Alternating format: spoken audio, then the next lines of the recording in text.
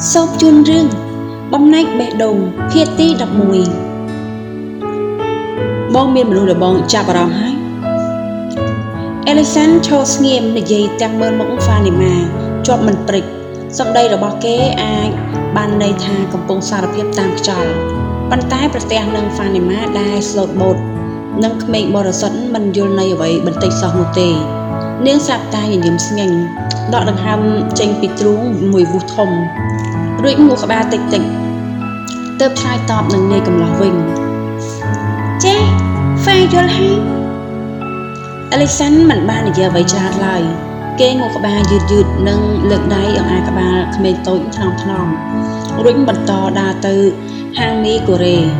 ដែលនៅមិនឆ្ងាយពីទីនេះឡើយក្រោយពីញ៉ាំមីកូរ៉េរួចពួកគេក៏នាំគ្នាធ្វើដំណើរទៅផ្ទះវិញរួចចូលបន្ទប់គេងរៀងខ្លួន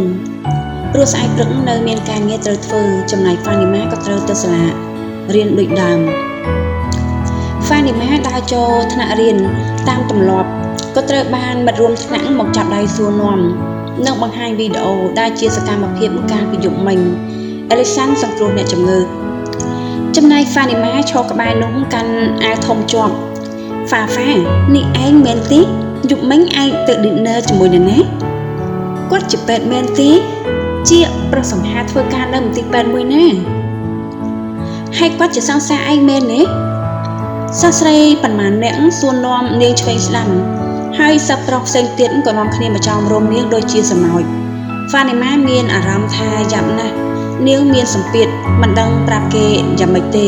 ម្នាក់ចម្រិតសួរនាងដូចជានាងជាអ្នកទុំអញ្ចឹងបានហើយឆាប់ចេញទៅគ្រូមកឥឡូវហើយពេលនោះបានមិត្តរួមតុម្នាក់ចូលមកដេញសិស្សផ្សេងចេញពីតុរៀនក៏បានជួយហ្វានីម៉ាមួយគ្រាផងដែរមិនបាច់ឆ្លើយតបជាមួយពួកគេគ្រប់សំណួរនោះទេសំណួរណាដែលមានអារម្មណ៍ថាមិនស្រួលមិនបាច់ឆ្លើយទេកូនសិស្សស្រីសក់ក្តោបកញ្ចឹងកខ្មៅក្រឹបនោះឈ្មោះថាណាណាមីជនជាតិជប៉ុនកាត់បារាំង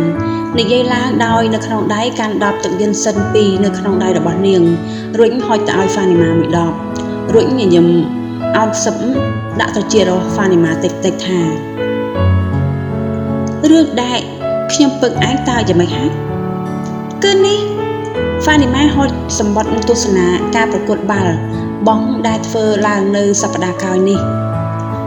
ដែលស្ថិតនៅក្នុងក្រុងប៉ារីសជាការប្រកួតអន្តរជាតិសម្រាប់ណាណាមី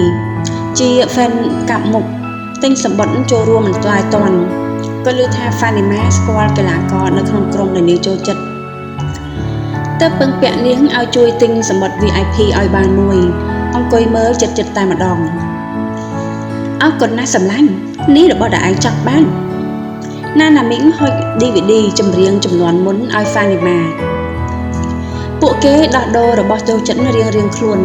គ្រួសារណាណាមីជាអ្នកស្រឡាញ់និងថែរក្សាចម្រៀងចាស់មានគ្រប់ជាតិសាសន៍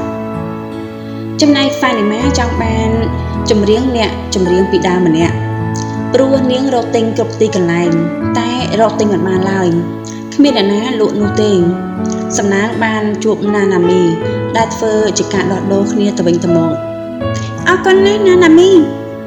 ហ្វានីម៉ាអង្គុយញញឹមផ្អែមសម្លឹងមើល DVD នៅក្នុងដៃទាំងចិត្តរំភើបមិនស្ទើរឡើយចំណែកណាណាមីក៏វិញក៏ញញឹមបិទមាត់មិនចិត្តដូចគ្នាព្រោះថានាងបានសម្បត្តិចូលទស្សនាការប្រកួតបាល់មើលក្រុមដែលនាងស្រឡាញ់ហើយនិយាយអញ្ចឹងឯងមិនទៅមើលការប្រកួតបាល់ទេក្រែងមានមនុស្សដែលឯងចង់ជួបនោះអីណាណាមីបន្លឺសំឡេងសួរទៅនាងតូចដែលជាមិត្តដែលអង្គុយជាប់គ្នាផ្ទៃមុខញញឹមផ្អែមស្រទន់នេះបែរជាប្រែជាញញឹមស្ងួតមួយបែបទៀតដែលសំបីតែណាណាមីដែលជាមិត្តអង្គុយក្បែរនោះក៏មើលនាងមិនឆ្លោះដែរនៅមានឱកាសជាច្រើនទៀតសម្រាប់ការជួបគ្នានាងតបស្រាលដៃអង្អែថា DVD នោះជាប់ដោយងើបមុខសម្លឹងមើលទៅខាងក្រៅបង្អួចមើលទេសភាពបន្លប់មុននឹងសាស្ត្រាចារ្យចូលមកបង្រៀនពួកគេថ្ងៃត្រង់សម្រាប់ញ៉ាំអាហារសិស្សទាំងអង្គបណ្ដាគ្នាទៅកងទីនសាលាដើម្បីញ៉ាំអាហារនៅថ្ងៃត្រង់ជុំគ្នាលើកលែងតែនាងកំមុំតូចសក់វែងទម្លាក់ដល់ចង្កេះ នាងដើរកាត់សួនច្បារទៅដល់បណ្ណាល័យដ៏ស្ងប់ស្ងាត់ទោះបីជាមានមនុស្សច្រើនក៏ស្ងប់ស្ងាត់ដែរព្រោះម្នាក់ៗផ្ដោតលើការអានសៀវភៅនិងការស្រាវជ្រាវជារឿងខ្លួនក្នុងនោះក៏មានរឿងក្រាស់ខ្ពស់ស្រឡះអង្គុយតុក្បែរកញ្ចក់ចិត្តសួនច្បារដាច់ពីគេឯងលើតុមានសៀវភៅមួយគំនរធំព្រមទាំងឯកសាររប៉ាត់រប៉ាយខ្លះមុខសង្ហាឈ្ងោកសម្លឹងមើលកុំព្យូទ័រឆ្លាស់គ្នានឹងសៀវភៅដែលបើកទុកចោលនៅមួយចំហៀងនៅលើតុ